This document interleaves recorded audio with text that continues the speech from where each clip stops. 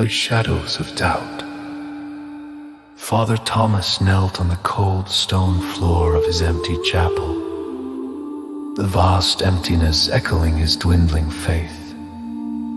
The walls, once vibrant with the devotions of a full congregation, now held only whispers of hallowed prayers.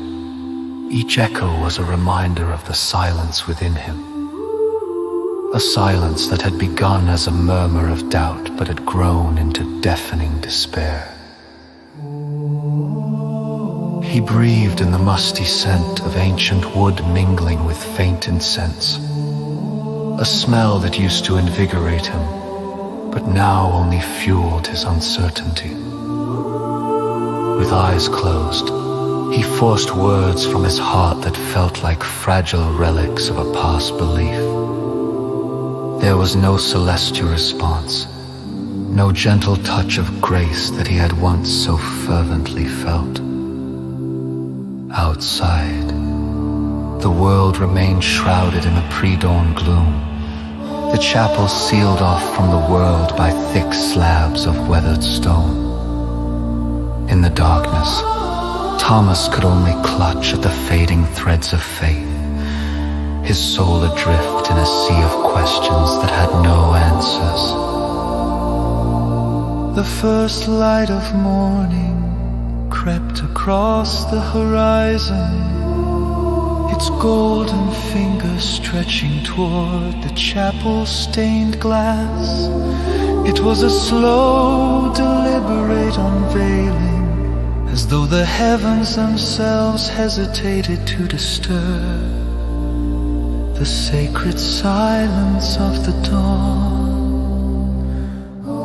Thomas remained kneeling, though his mind wandered to the vibrant images trapped in the glass above.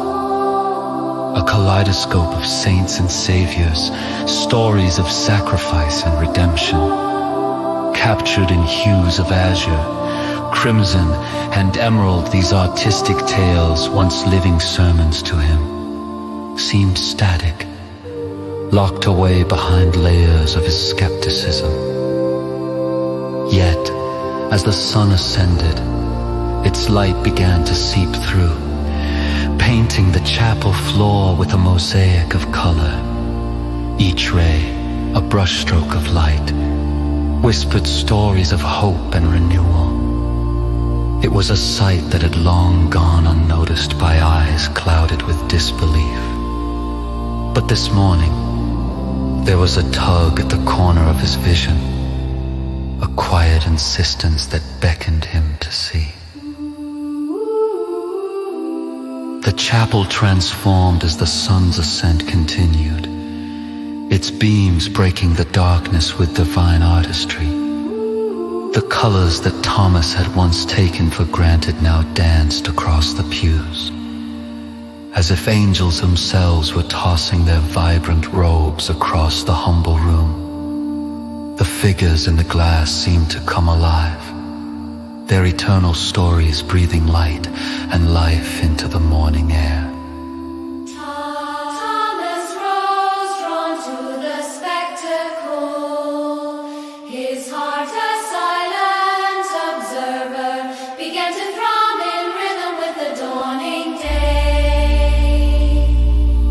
The warmth of the sun's touch on his face was a gentle benediction, a hesitant yet undeniable reminder of the divine presence he had almost ceased to believe could exist. Standing there, enveloped in the living tapestry of morning light, he felt something stir. It was not the forceful spiritual alarm he feared he needed, but a subtle, comforting embrace. His lips, dry and unused to prayer, began to form the words again. And as they did, he realized the silence that had plagued him was lifting. In the crescendo of this light-filled symphony, Thomas found tears upon his cheeks. Tears not of despair, but of a profound relief that swept through him like a cleansing tide. colored beams seemed to weave themselves into a mantle of grace, wrapping him in the warmth of understanding and the simplicity of being. He knew, in this illuminated moment, that faith was not a fortress of unwavering certainty, but a journey, a continuous, evolving conversation with the divine. It was in the seeking, in the reaching out, that the true essence of belief resided. The morning prayer once it rose, murmuring of words, transformed into a song of the heart, a vibrant melody harmonizing with the stained glass symphony around him. And Thomas, once adrift and alone, felt renewed, standing as part of a greater whole, a tapestry woven with threads of light, hope, and resilient faith, and resilient faith.